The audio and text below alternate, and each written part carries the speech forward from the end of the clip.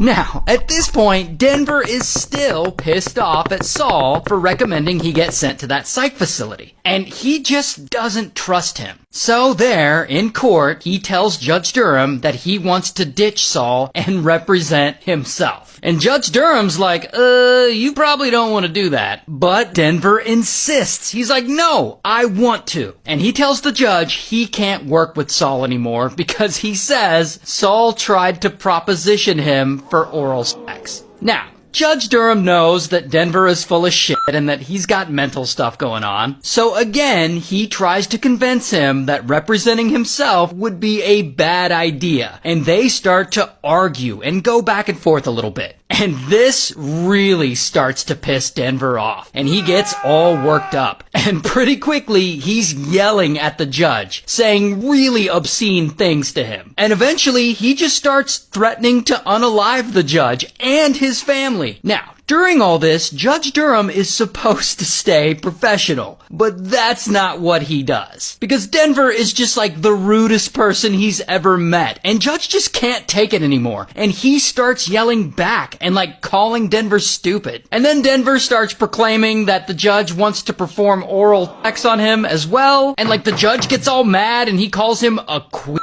which is extremely unprofessional and homophobic. But both the judge and Denver are just angry and they're arguing and neither of them will back down. Now, eventually, this hilarious argument ends and Denver leaves the courtroom and everyone there is just like, what the f***? Did that crazy exchange really just happen? But then, at some point, the full transcript from this hearing is released to the public. And people read it, and they find this argument between Denver and the judge so damn hilarious and ridiculous that people